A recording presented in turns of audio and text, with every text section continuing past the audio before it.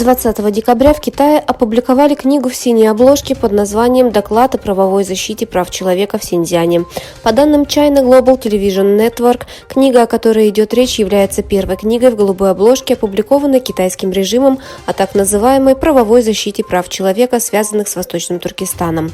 Примечательно, что в докладе о правовой защите прав человека в Синьцзяне, подготовленном Синьцзянским исследовательским центром развития, научно-исследовательским институтом прав человека, Юго-Западным институтом политики и права в Восточном Туркестане, серьезные нарушения прав человека в отношении уйгуров, включая общие доклады, специальные тематические доклады, исследовательские отчеты и отдельные тематические исследования пытаются прикрыть и оправдать сфабрикованной пропагандой.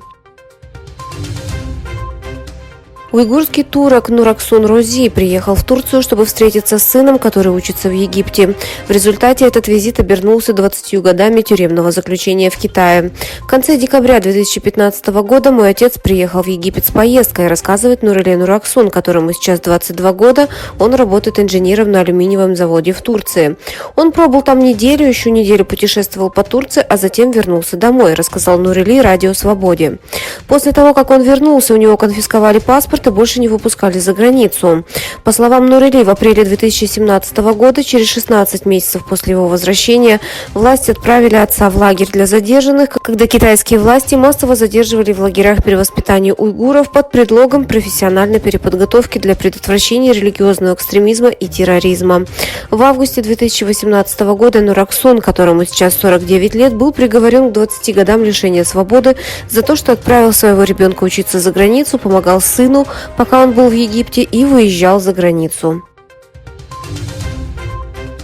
Китай ввел запрет на экспорт некоторых технологий переработки редких металлов, которые используются во многих отраслях промышленности, от электромобилей до оборонной промышленности.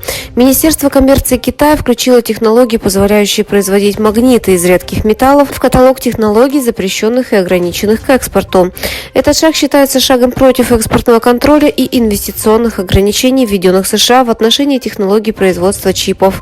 На долю Китая, производящего около 70% редких металлов, приходится 85% мировых перерабатывающих мощностей.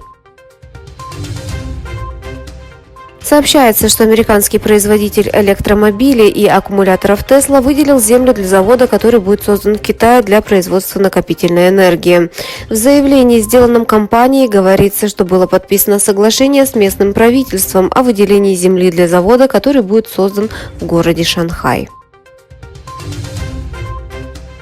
Китайские компании добавили Никарагуа к своей инфраструктурной деятельности в Латинской Америке. Согласно заявлениям никарагуанских властей, подписано кредитное соглашение с Китаем на сумму $430 миллионов. Соглашение было подписано после телефонного разговора между председателем КНР Си Цзиньпином и его никарагуанским коллегой Даниэлем Ортегой в конце этой недели. Лауриано Ортега Мурильо, советник Ортеги по инвестициям, торговле и международному сотрудничеству, охарактеризовал отношения своей страны с Китаем как стратегическое партнерство. Врач в Китае ударил кулаком 82-летнего пациента во время операции на глазах. Расследование было начато после того, как были опубликованы кадры инцидента. На видео, записанном камерой видеонаблюдения в операционной, было видно, что врач ударял 82-летнюю пациентку 3 раза по лицу.